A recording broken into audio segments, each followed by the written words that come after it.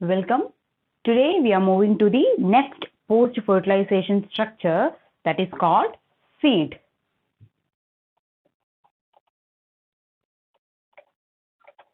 Okay, so next post-fertilization structure that is called seed.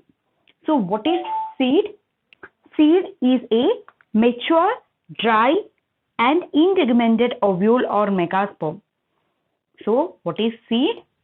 Seed is a mature, dry and integumented ovule or megasporangium with fully developed and dormant embryo inside it. So we can say seed is the integumented ovule with integumented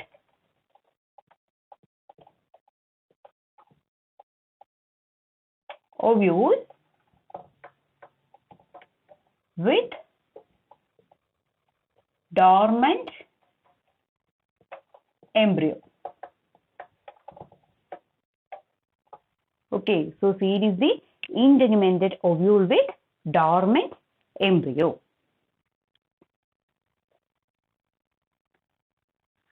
So, the changes which take place during the transformation of a megasporangium to a dry dormant seeds may contain several steps. Okay, the transformation from the megasporangium to a seed may contain several steps which include the integuments will dry up.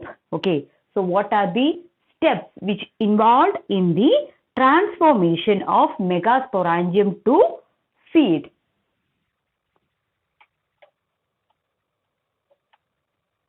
Megasporangium to seed. Okay, so there are several steps for the transformation of megasporangium to seed. What are they?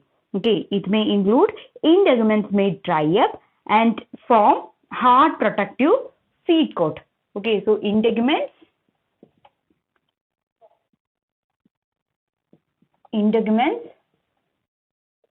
dry up and become seed coat. Integuments dry up and it become seed coat, and nutrient materials are converted into insoluble storage products. So nutrient materials will become, that is the nutrients become stored food or reserve food. Okay, the nutrients become stored food. Then cell which loses the water. Finally, the physiological activities are reduced to minimum. So it will lose water and it will minimize or halt the physiological activities.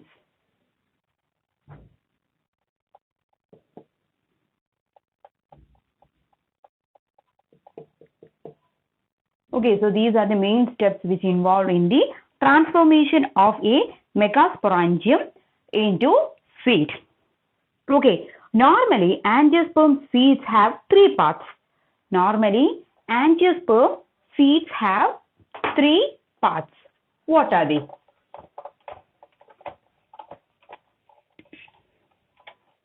The three parts of angiosperm seed. Okay, so first part, embryo with plumule and radicle.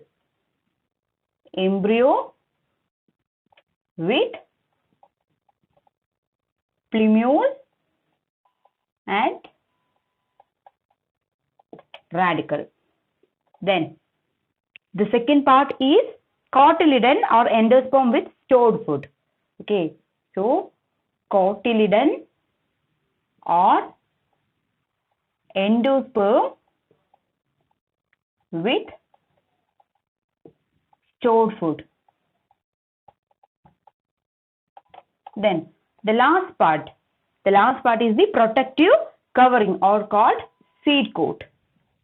So these is the three major parts which is present in a seeds, angiospermic seeds. First one is embryo with plumule and radicle, then cotyledon or endosperm with stored food, then the protective covering called seed coat. Okay, then what is called germination? When suitable environmental condition or their requirements are available, the embryo will be germinate. How this germination may take place? So what is germination? Germination is the process by which a dormant embryo becomes active, grows out of the seed coat and becomes seedling. Okay, so what is germination? Germination is the process by which a dormant embryo becomes active, grow out of the seed coat and become a seedling. Okay, so there are so many internal as well as external factors which depends upon the seed germination. So the external factors are the moisture, temperature, light and oxygen. All these things you may know. Then the internal factors may include food, oxygen, then cessation of dormancy, sorry, then the viability or ability to germinate. Okay, so internal and external factors which involved in the process seed germination. Then what are the major changes that occur during germination? We all know that the impermeable seed coat becomes permeable to carbon dioxide and oxygen. Then imbibition and osmotic intake of water may take place. Okay, so these seeds may absorb water and it becomes well. So due to this activity, enzymes will active and physiological activities will regain or regain to the seed. Then as a result, the stored food become translocated to the growing part. As a result, new seedlings are produced. Based on what the functions or how the germination takes place, there are of two types of germination. Okay, that is called epigeal germination and hypogeal germination. So seed germination. Seed germination are of two types, that is epigeal germination and hypogeal germination. Epigeal germination and hypogeal germination. Okay, so hypogeal and epigeal. First we will discuss what is hypogeal germination.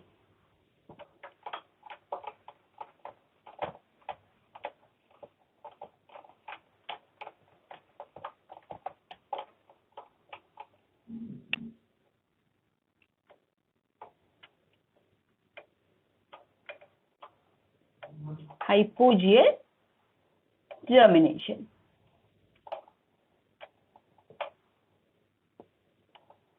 So, what is hypogeal germination? The seed germination is hypogeal in most monocots. So, hypogeal germination is common in monocot plants.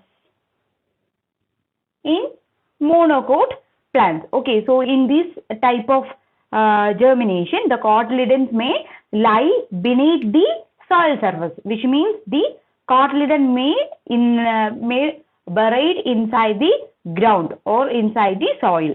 Okay, so maybe the cotyledon may present on the soil surface or which is under the soil. So during the germination, the radicle emerges first and grow deep into the soil. Then the epicotyle elongate and pushes the plumule upwards and the plumule grow fast, leaving the cotyledons in the soil. So suppose this is the soil. So the seed will buried inside the soil, and what happens? First, radicle may emerge and radicle may grow towards the under the soil, and plumule may form. Okay, so as a result, what happens? As a result, new seedlings may form. So this is what? Hypogeal germination, which is common in monocot. Example, rice, maize, wheat, palms. Okay, rice, maize, wheat, then palms, etc.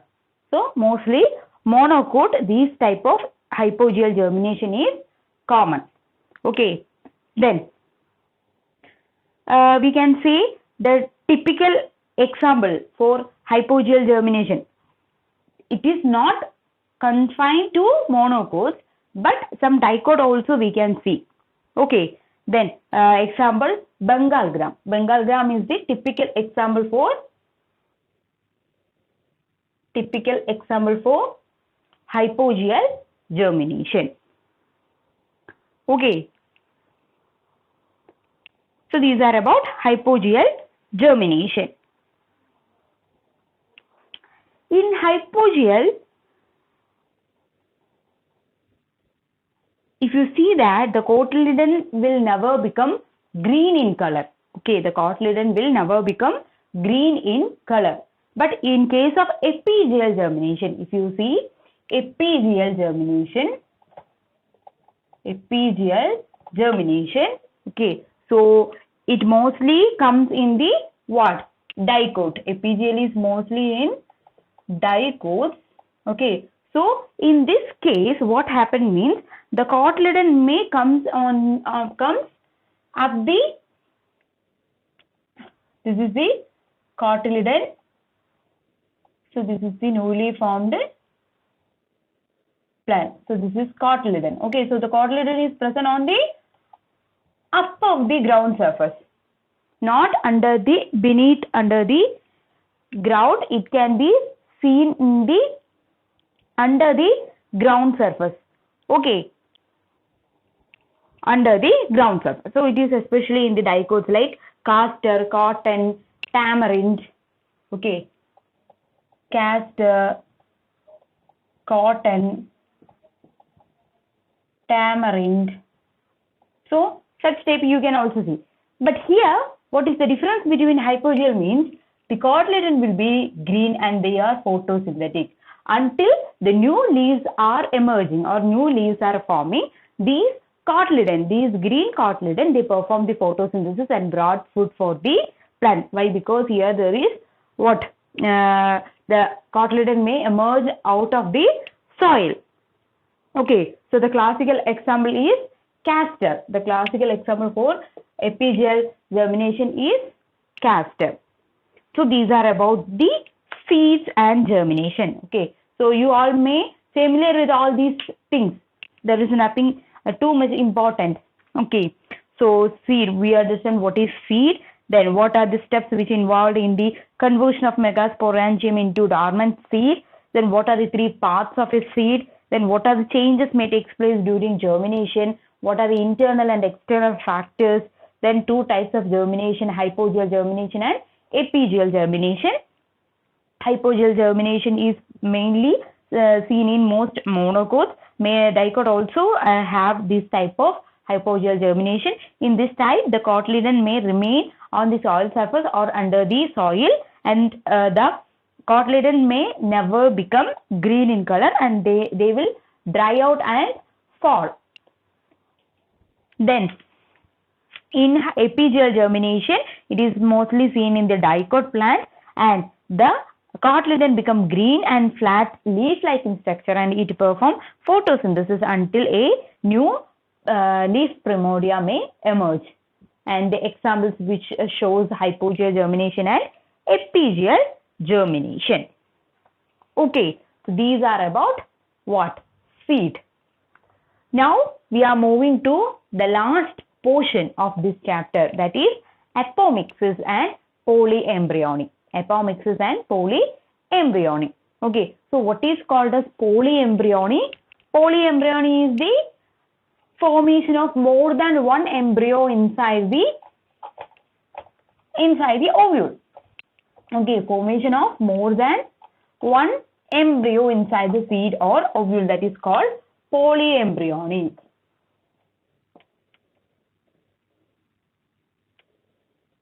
Okay, polyembryony, it can be mainly seen in gymnosperm like Pinus. It can be seen in some angiosperm plants also, but mainly we can see polyembryony in Pinus. Okay, so it is a small part, like only that much you just want to know. Then what is apomixis? Okay, so apomixis is a term which is coined by Winkler. Apomixis.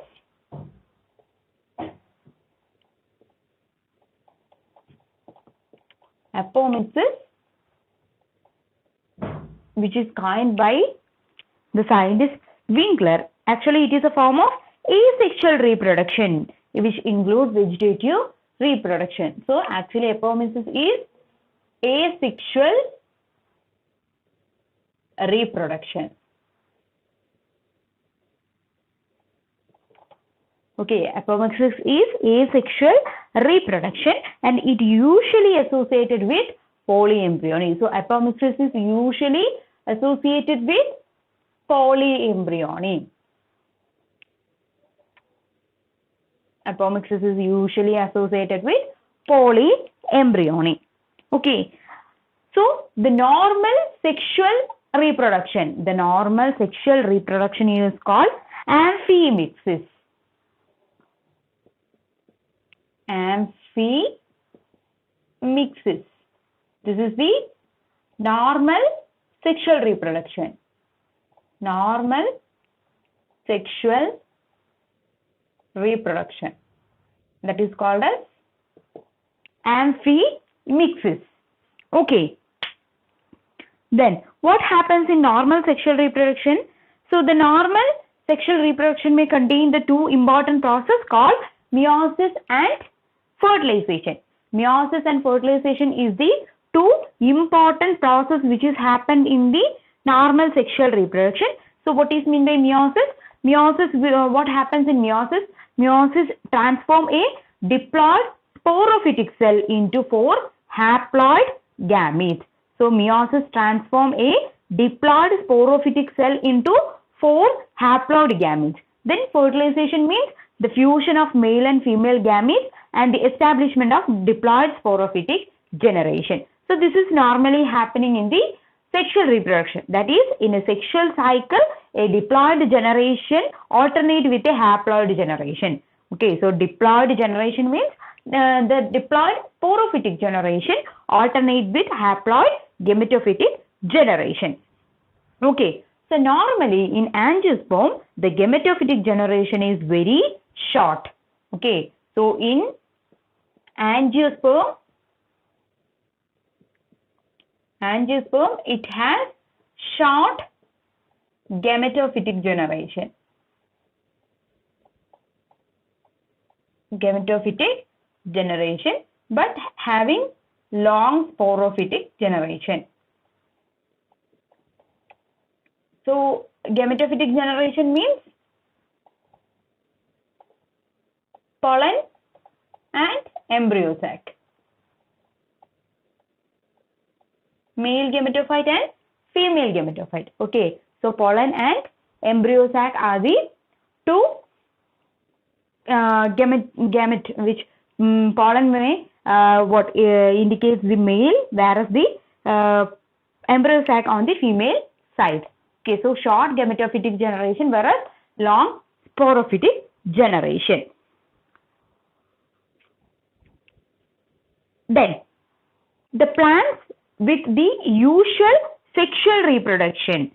The plants having usual sexual reproduction has been completely replaced by a type of asexual reproduction. Such type of plants are called apomictic plants. Apomictic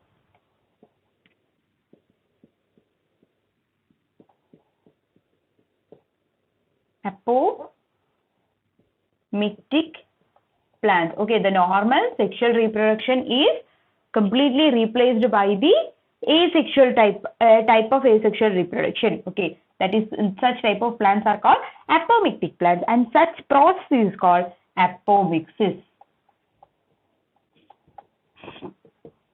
Apomixis. Okay, so according to Winkler, what he said that the apomixis is the substitution of usual sexual reproduction by a form of non-sexual reproduction which does not involve meiosis and syngamy. So, in apomixis, no meiosis and no syngamy. So there is no meiosis and syngamy in apomixis.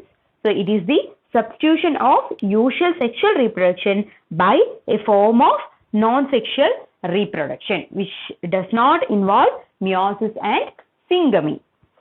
Okay. Now we will discuss the type of meiosis.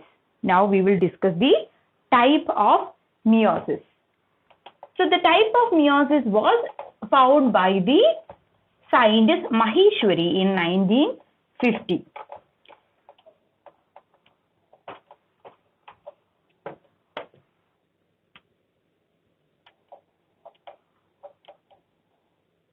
Type of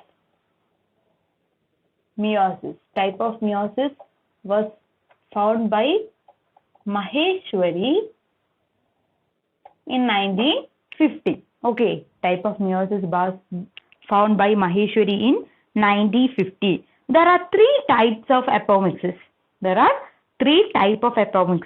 Non-recurrent apomixis, recurrent apomixis, adventive apomixis. Okay, so there are three types.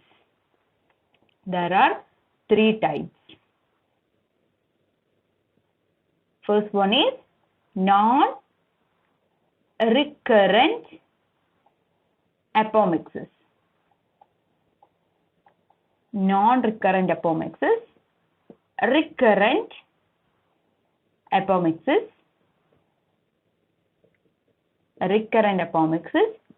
adventive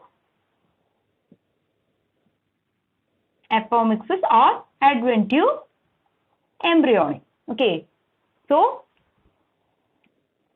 non-recurrent apomixis, recurrent apomixis and adventive apomixis.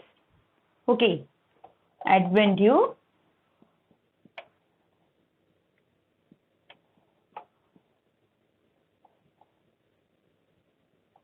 apomixis. So what is non-recurrent apomixis? So in this type of apomixis, the megaspore mother cell undergo normal meiotic division and form 4 haploid megaspores. Okay, one of these megaspores develop a haploid female gametophyte. Okay, thus there is no fertilization and embryo develops from an unfertilized egg. So non-recurrent apomixis means the formation of new offsprings without any fertilization. That is, the embryo developed from unfertilized egg. Okay, and these non-recurrent apomixis are of two types.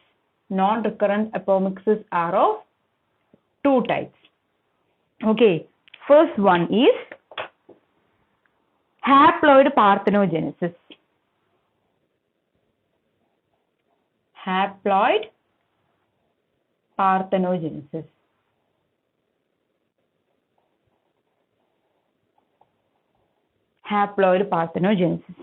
Then second one is haploid apogamy.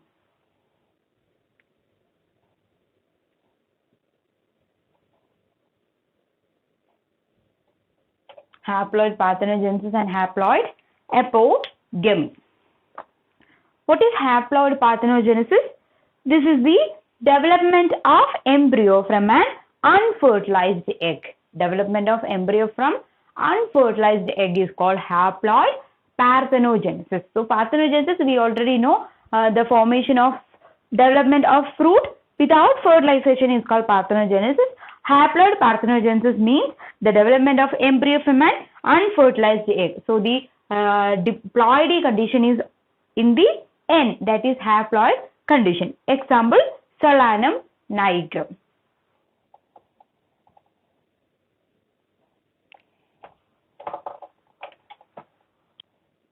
Solanum nigrum. Okay, so it shows haploid parthenogenesis. Then what is haploid apogamy?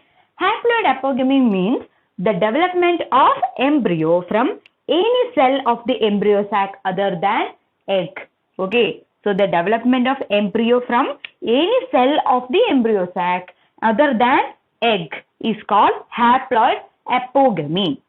Example, Lilium erythrea. Example, Lilium erythrea. Okay. So, development of embryo from any cell other than egg. So, inside the embryo sac other than egg, from any cell, a new embryo is developed. This is called haploid apogamy. So, these are the two types of non-recurrent apomixis. First one is haploid parthenogenesis, that is the development of embryo from an unfertilized egg. Then second one is haploid apogamy, that is the development of embryo from any cell of the embryo sac other than egg is called haploid apogamy. So, these are the two types of non-recurrent apomixis. Then come to recurrent apomixis. Recurrent apomixis are also two types. Recurrent apomixis are also of two types. First one is generative apospory and second one is somatic apospory. Generative apospory and second one is somatic apospory.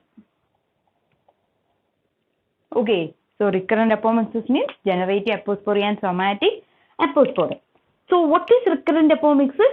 In recurrent apomixis, the nuclei of the embryo sac are usually diploid. The nucleus of the embryo sac is usually diploid. So such embryo sac may arise either from a cell of archisporium or from a other cell of the nucellus. Okay, so recurrent apomixis means in this recurrent type, the nuclei of the embryo sac are usually diploid. How this will become diploid means the embryo sac may arise either from a cell of the archisporium or from some other cells of the nucellus.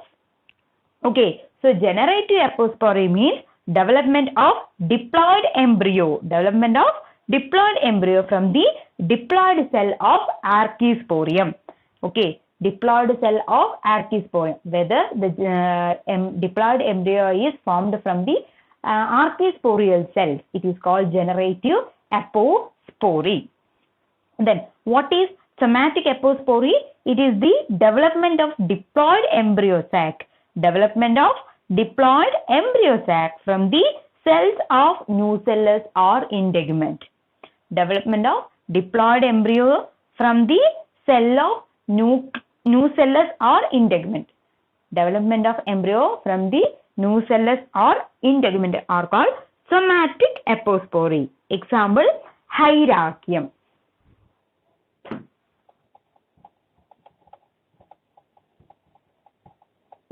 Okay, so Hyraceum, it shows the somatic apospory, that is development of embryo from the cells of nucellus or integuments. Then the last one is adventive embryony. Last one is adventive embryony. So this type of development is the development of embryo from any diploid cell of the ovule lying outside the embryo sac, not inside the embryo sac. So adventive apomixis or adventive embryony. Adventive embryony. Okay. So this is the development of embryo from any diploid cell of the ovule which are lie outside the embryo sac, not inside the embryo sac. Okay, so this adventive embryony or adventive apomixis also called as sporophytic budding. It is also known as sporophytic budding.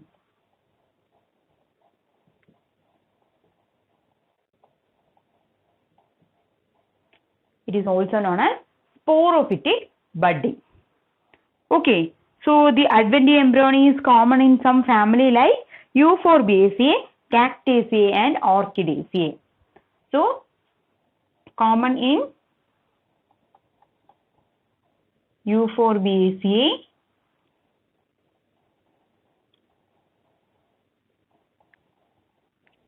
Cactaceae, finally Orchidaceae. Okay, so this adventi apomixis is the development of embryo from any diploid cell of the ovule lying outside the embryo sac. It is also known as sporophytic budding, and it is common in some family like Euphorbiaceae, Cactaceae and orchid. So these are about apomixis. Okay, what is apomixis? Then what are the type of apomixis? Okay, so by this we completed this chapter, that is sexually reproduction in flowering plants. Sexual reproduction in flowering plants. In next class we will meet with another topic.